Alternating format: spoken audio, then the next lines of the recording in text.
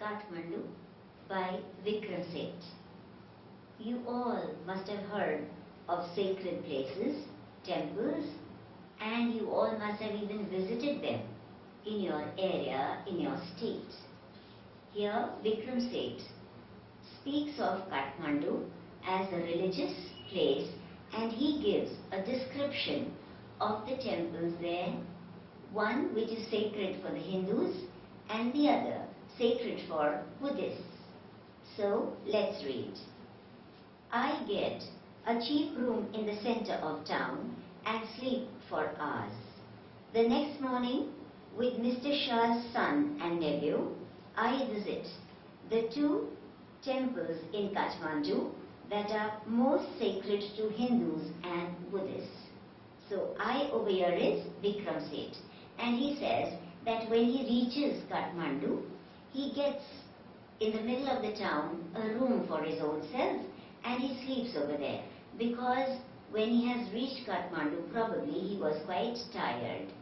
The next morning, when he gets up, he takes Mr. Shah's son and nephew around Kathmandu, and he visits the two temples, one which is sacred for the Hindus and the other Buddha stupa that is sacred for the Buddhists. At Pashupatinath, outside which a sign proclaims entrance for the Hindus only, there is an atmosphere of febrile confusion.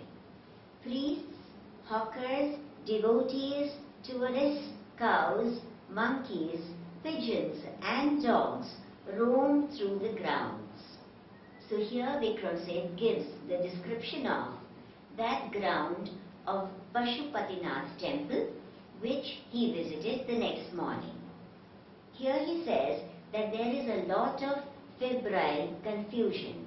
Febrile confusion is a lot of activity can be seen over here in this area.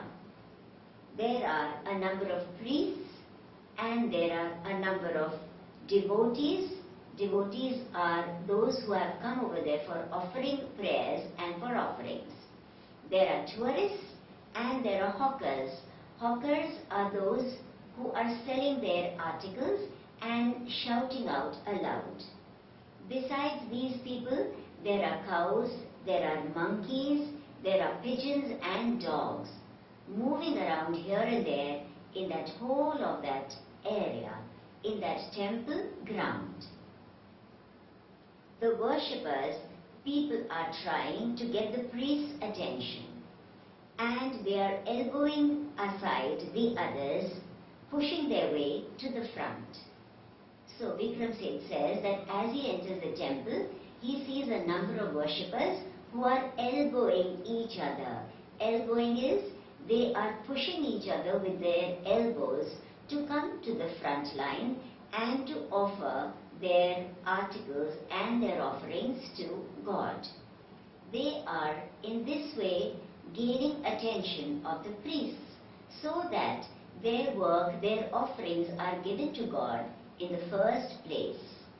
Here, Vikram Seth and those two, the son and the nephew, all three of them offer flowers and the offerings, and he gives a description of what happens next. As a princess, Nepalese royal house appears there, everyone bows and makes way. So he says as soon as they see a Nepalese royal house girl, a princess, coming that way, they all stand there still. They bow their heads. Bow is they bend their heads in reverence, and they give full respect to that Nepalese princess.